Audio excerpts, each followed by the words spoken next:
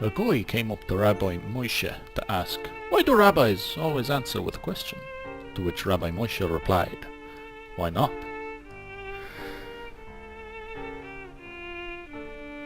The night sky above Manhattan will never win any awards. The few stars visible looked lonely and desperate. I could relate. Sometimes the line between salvation and damnation is a mighty fine one. I no longer knew which side I stood on. There are those who would say that I had no business being here. They might be right. I'm no longer sure what I'm doing, but I'm fairly sure I know who I am. And hello and welcome everyone once again to a brand new Let's Play of the Shivah by Wadjet Eye Games. The wonderful, well, I'm about to say people, but it's really basically just the one guy behind it, masterminding the whole thing. But yeah, the same crowd that brought us the Blackwell series that we all know and love, and Gemini Rue and a few others. Now, this will be my second time attempting to record this because last time there was a lot of issues with it skipping and freezing, and just the audio was completely ridiculously terrible and I had to start over. So hopefully we won't run into any of that this time. Since I know some of what needs to be done, I'm just going to run through some stuff relatively quick. Well, I'll go as slow as I can, and I'll read everything I need to read and all that, so don't worry about that. You won't miss out on a thing, and I haven't really gotten that far into it yet, so don't worry. Anyway, let's start the game. It began, as many things do, with a song. Adon olam asher malach b'terem kol yitzir nivra lied nasa v'cheltso kol atzai melech shemo nikra. His final note faded off into the near-empty synagogue, unheard by anyone. As I had hundreds of times before this, I got ready to speak. And, as I had hundreds of times before this, I began to wonder why. Thank you, Cantor Kaplan. Today in my sermon I'd like to discuss suffering. Why do bad things happen to good people? Wherever there is pain or oppression or poverty, the question is always the same. How could God let this happen? Is God as good as we think? Can he, in fact, do evil? Maybe, on occasion, he even enjoys inflicting pain. I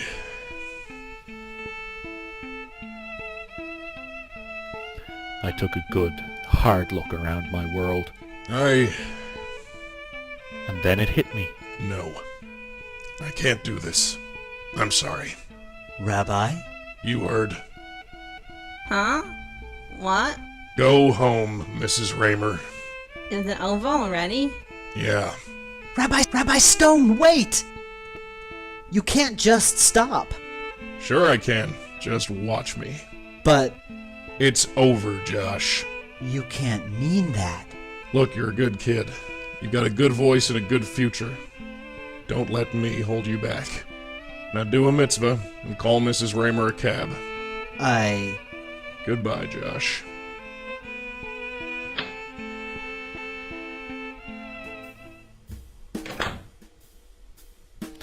Ethical dilemmas have plagued religious leaders since the dawn of time.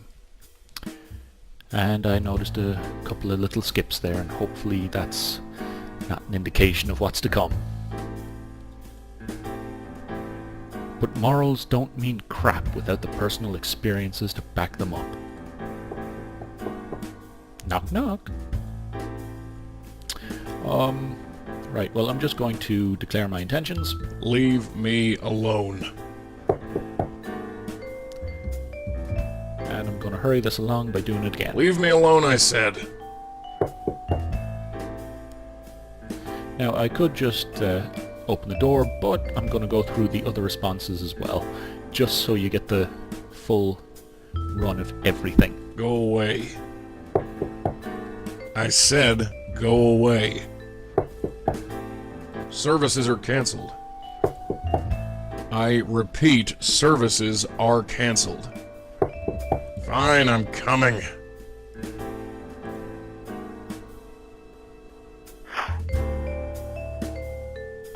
I thought I told you to go home. Rabbi Stone, there's someone here. Tell him to get lost. There's no service tonight. No, it's a cop. Huh? Detective Sam Durkin, Midtown South Precinct. Could I talk to you for a few minutes, Rabbi Stone? Well, I am just going to keep doing the rabbinical response pretty much every single time I get the chance. Is there some sort of problem, officer? I'd just like to ask you a few questions. Fine. Josh, take a hike. So, what can I do for you?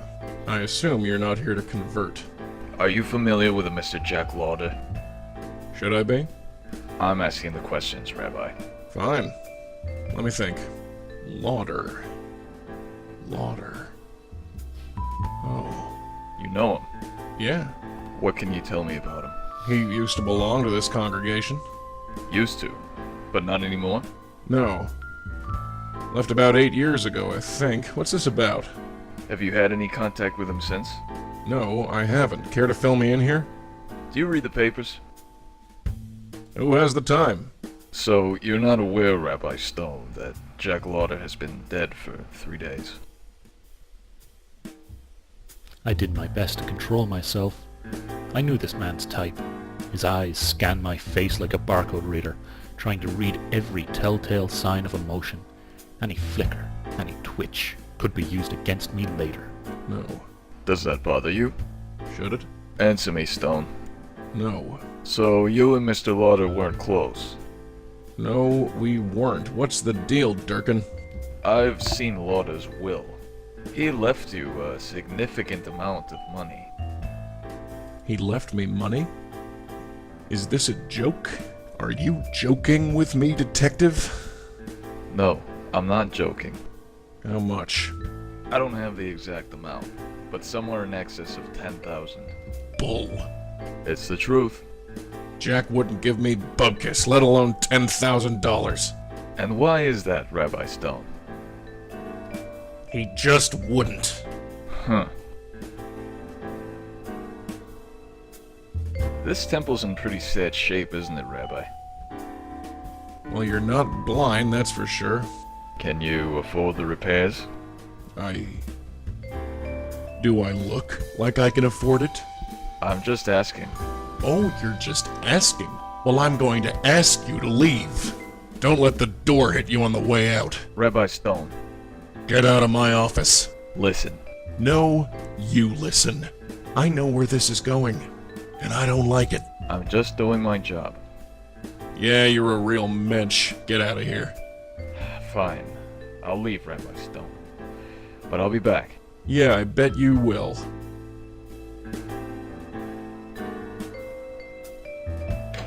Putz.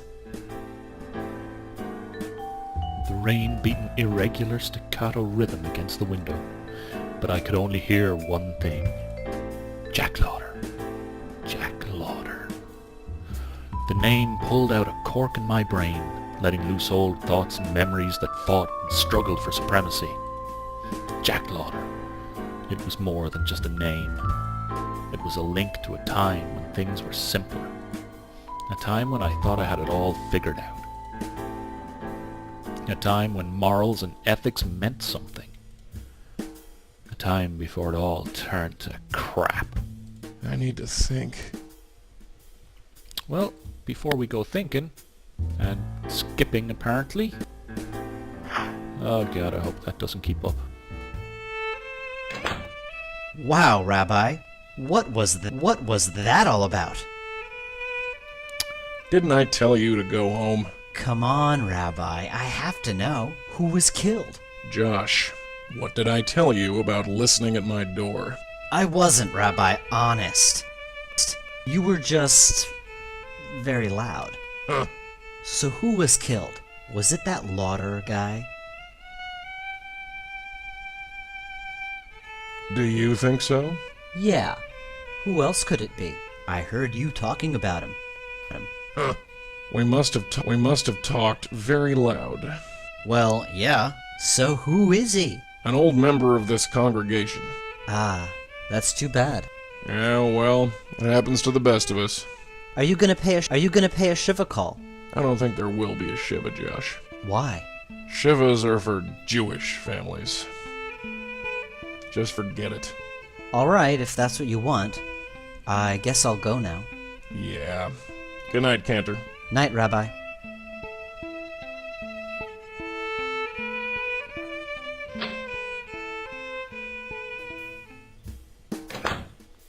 $10,000. Less than 20 minutes ago, I had accepted defeat. The bank was going to foreclose on the property, and there was nothing I could do. Jack's money changed all that. The Benai Ben Zion synagogue could remain open. I wouldn't have to see my life's work turned into a shopping mall or a parking lot. Has God answered my prayers? The age-old question. What is the work of God? What is the work of man? The money was a boon, there was no doubt about that. But it was blood money, and I couldn't believe God would work that way. I don't like it. Not one bit. Why, Jack? Jack, why me? Me? Why now? They say God helps those who help themselves, and I had done absolutely nothing to get this money. I didn't trust it. Suddenly the cantor's words came back to me. A Shivah call. I can't just barge in unannounced, but I can pay a Shivah call. It's the only way. Okay, I'm just gonna really quick try to close off whatever might be open in the background here that could be causing some kind of issue. And there shouldn't really be much, but best to cover all the bases. There we go. Now we're gonna just look around the room before we get to doing actual stuff. Just bills. Lots of them. The wastebasket was full.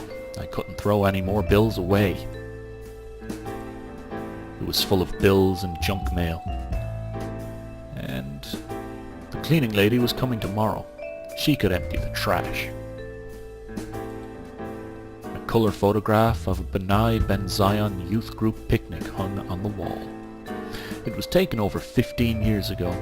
Most of those kids probably had families of their own by now. It was fine where it was. My collection of rabbinical texts, prayer books, Judaic history, and Harry Kemmelman novels. I have no idea who Harry Kemmelman is. There was nothing on the bookshelf I wanted to read. These boxes contained a small supply of Kiddush wine. As much as I would have loved to break open a bottle of Kiddush wine, I didn't think it was appropriate. My certification of rabbinical studies.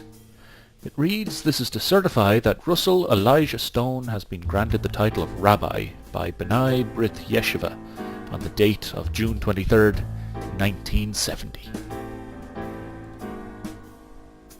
It was fine where it was.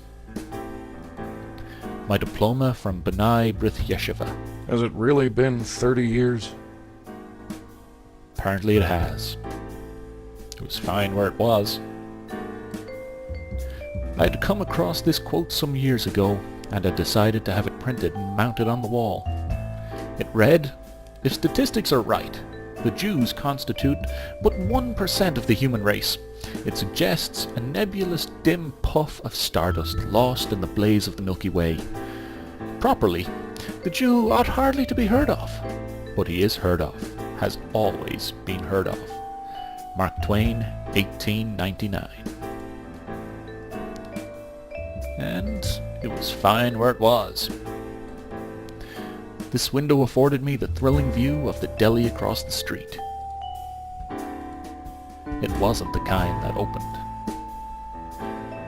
A small crawl space used to store old records. There was nothing up there I wanted to see. The records are cleared out every few years. If I wanted information about Jack Lauder, I'd have to look elsewhere. Possibly at this. Josh picked this computer up at a local yard sale. He said it would revolutionize my life. That hadn't happened yet, but I wasn't holding my breath. Okay. Fucking skipping. Anyway. Okay, that's really bad all of a sudden. I'm just going to pause the recording and I'll be back. Okay, hopefully things will be a little better now and won't skip, but we'll see. Anyway, first things first, we'll look at our business card. Or stone at ravnetny.com. That will be our login name on the computer. And up here we have a Yiddish dictionary, and this will give us our password. Now, I went through each one in order, and I really should have started at the bottom because Yenta is your password. Josh set this computer up a few weeks ago. He claimed I needed to join the 21st century and connect with the community. Josh has been bugging me to start using it. I suppose now was as good a time as any. If only I could remember what Josh chose as my login and password.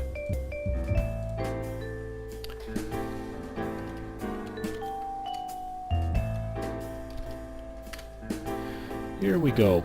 Now, first off, we're going to check our email. So, Mazel Tov. Welcome to RavNet New York, the newest way to bring Jews together as a community. Our features are small but growing. Here's a list of what we currently offer. The mail feature allows you to send and receive email. The search feature allows you to search for our data archive of Jewish news, events, and members. Everyone needs a laugh. Check out our joke feature for the best in Jewish jokes. And my God, they are fucking horrendous. On behalf of myself and the entire RavNet team, thank you for joining and making our community stronger. Now, Josh said to us, "Hello, Rabbi Stone. I set up your account for you. Hopefully it'll work out okay for you. You can change the password if you want. Most people choose things like their mother's or their wife's maiden name, but I thought this was appropriate. Haha, Cantor Josh." Now, from Lisa Schwartz, "Dear Rabbi Stone, I have been a loyal member of B'nai Ben Zion for many years, but I can't bring myself to listen to your dark and gloomy sermons any longer. Times are tough enough for us Jews without you rubbing salt in the wound. Goodbye." Oh well. For the best in games and entertainment, visit www.davelgill.com. I wonder, should we go and search out that website?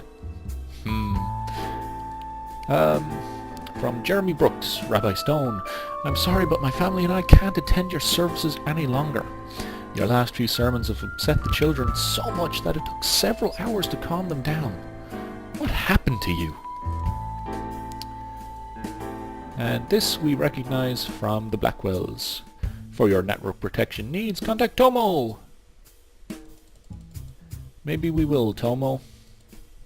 Final notice. Due to continuing non-payment, your electrical service will be terminated if the overdue balance of $525.67 is not met by April 21st.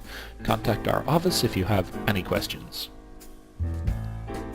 And Sarah Applebaum, "Rabbi Stone, I've tried to have faith in you, but it's obvious that you are becoming increasingly more unbalanced. You call yourself a Jew? Our people need leaders. Regretfully, Sarah Applebaum." Now, to Russell Stone, this is to inform you that your account is currently $1,893.43 into its overdraft. As you are aware, your account only has $1,000 of overdraft protection. Please submit the difference of $893.43 to us within 7 days so as not to damage your credit rating. Well, that sucks. We're going down the Swanee. But it's okay because we found Jack Lauder. Jack Lauder of Beth Tikva was found dead last night in his Midtown office, victim of an apparent assault by person or persons unknown. We at RavNet express our sympathies to Jack's friends and family. And there's his address. But we found Beth Tikva.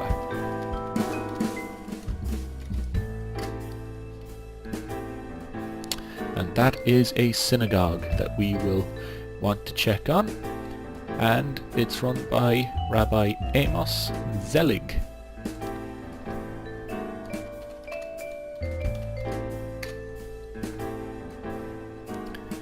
Here's his bio. Amos Zelig moved to New York in 1963 with his wife Carol and his dog Dodger. Since then he has been one of the most prolific rabbis in the city. His wife and dog are gone now, but Beth Tikva remains one of the strongest centers of the Jewish community. And here's his contact info.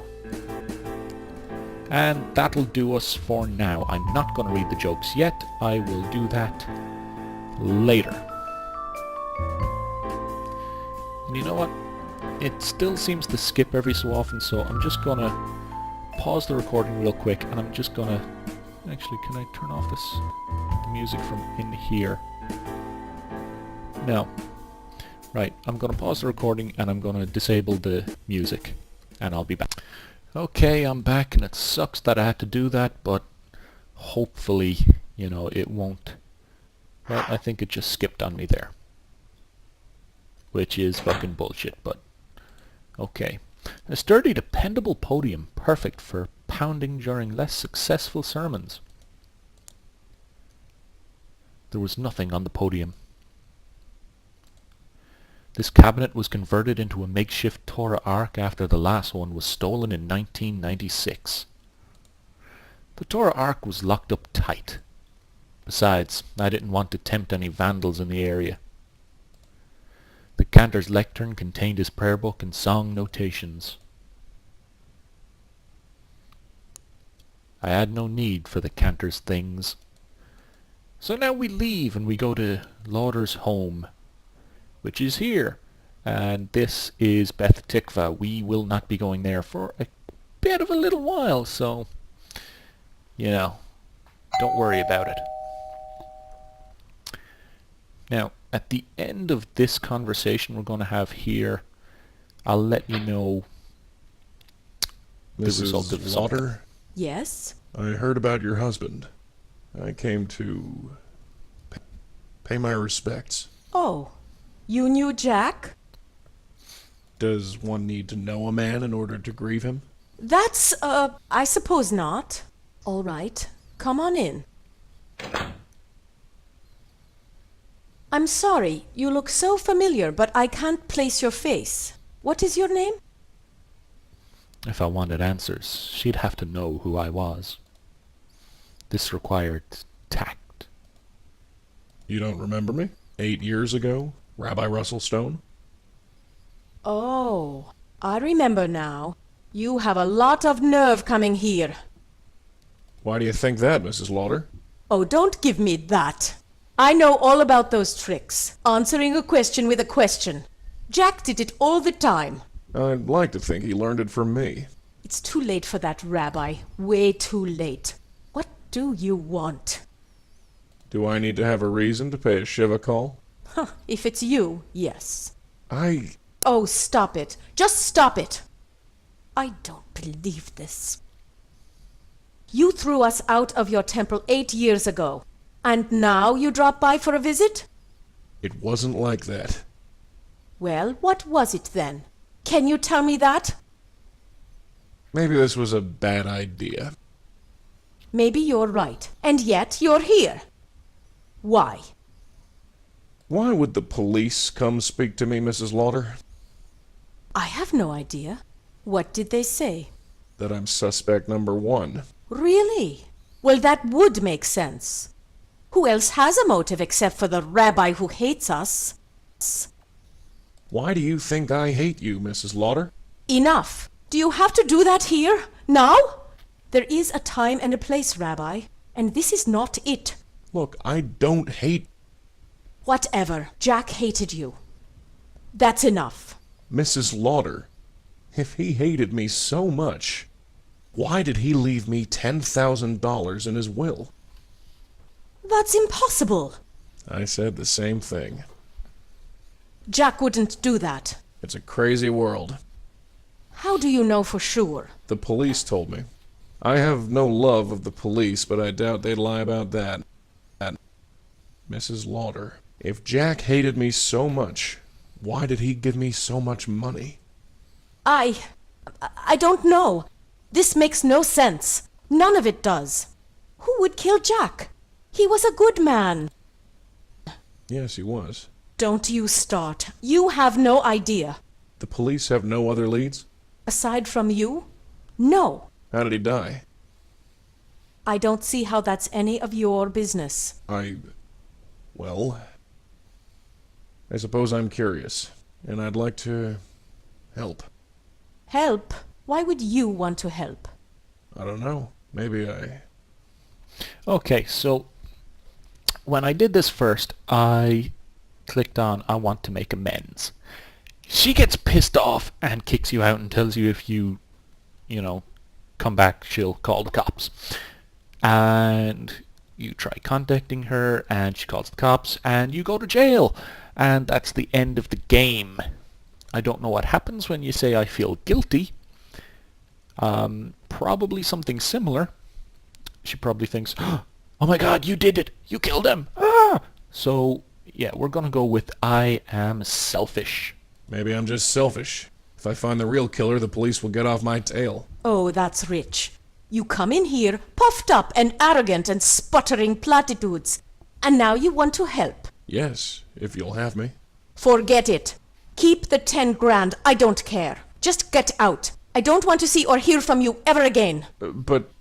Leave! Or so help me, I will call the police.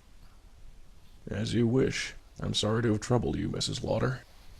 Just go.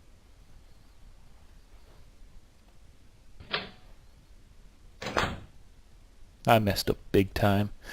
I tried calling her a few more times, but she always hung up on me.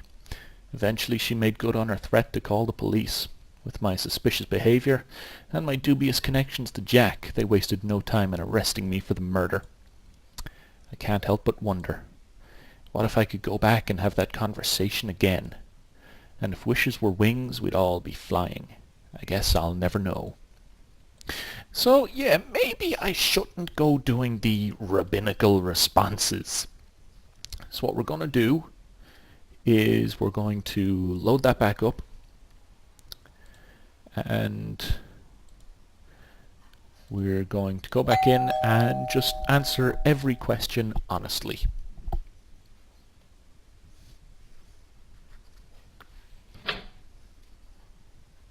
Mrs. Lauder? Yes? I heard about your husband. I came to pay my respects. Oh, you knew Jack? Some time ago, yes. All right. Come on in. I'm sorry, you look so familiar, but I can't place your face. What is your name? If I wanted answers, she'd have to know who I was. This required tact. My name is Rabbi Russell Stone. Your husband used to be a member of my congregation. Oh, I remember now. You have a lot of nerve coming here. I'll be apologetic. Well, I'm sorry about that. Oh, you're sorry, are you? I'm so glad to hear that. Jack would love to hear that you are sorry. He knows already, Mrs. Lauder. Too late, Rabbi, too late. What do you want? I'll be direct.